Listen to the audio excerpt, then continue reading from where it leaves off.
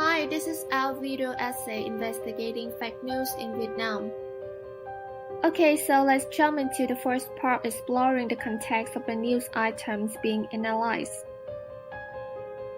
With the hope to spread the country's growth, Vietnam plans to open 3 special economic zones in the country's north, center, and southern Phu Island. The Special Economic Zone plan is designed to attract investors from anywhere in the world. While the Special Zone draft law itself didn't mention anything specific about China, some Vietnamese who oppose it have claimed it will allow government officials to give preferential treatment to Chinese investors, and that the government was selling land to China for money. So why we call these are clear examples of fake news? First of all, we need to know what is disinformation. According to Don Fowles, there are basically 3 distinguishing features of disinformation.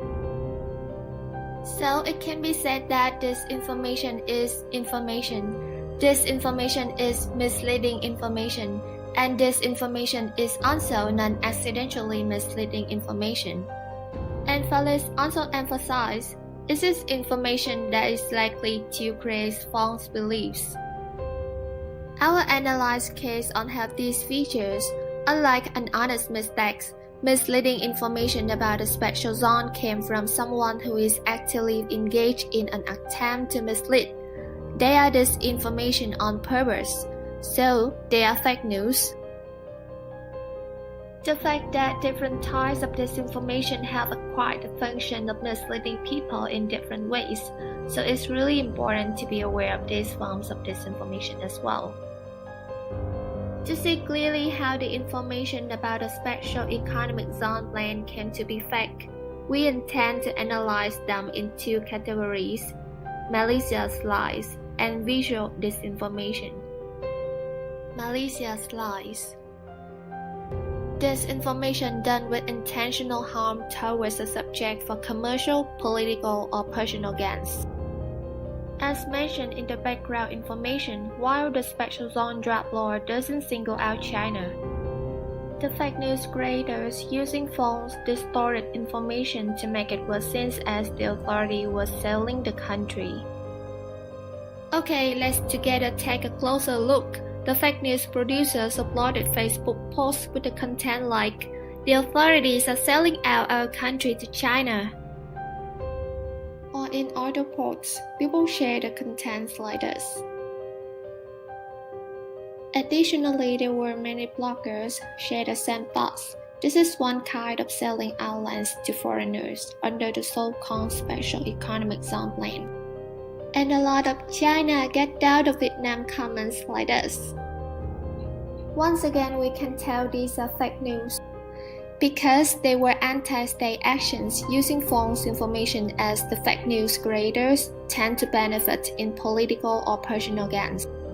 The second category that we intend to analyze is visual disinformation. Misleading image might easily be more dangerous than misleading words.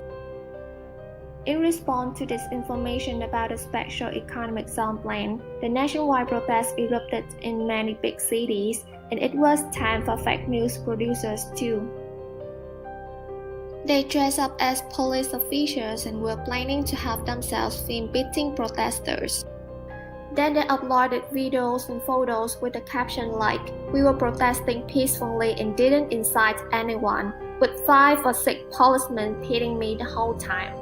The fake news producers are deliberately trying to fuel the idea of a threat by posting on social media videos and photos of police beatings, detentions by plainclothes officials.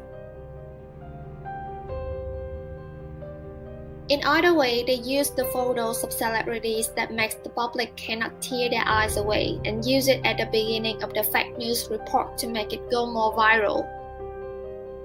In this case, the fake news creators used the photos of the most popular MC like Vang Sam to grab the public attention. Moving on, we are going to look closely into the social impact that the fake news we mentioned above has created. These fake news lead to criticism from human rights groups that side the wave of arrest and mistreatment at the hands of authorities. Due to the fake news that spread out through online newspaper and Facebook posts, anti-Chinese sentiments runs high in Vietnam. More and more Vietnamese are distrustful of China. Film and photos posted on social media show large protests in big cities like Hanoi and Ho Chi Minh City. People carry anti-Chinese banners or chanted slogans like "No China" or "China Get Out." In several places, the protests turned violent as people start blocking roads and clashing with the police. What should we do to deal with this kind of fake news? First, unlike Communist rule China, Facebook in Vietnam is allowed to operate and many activists use the social media site to vent complaints against unpopular policy, so we recommend that the government should.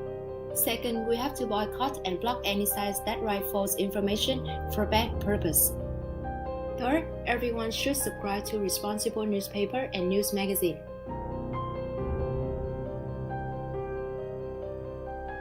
The first solution is education. It is important that we must inculcate critical thinking and have a fact-check culture from childhood.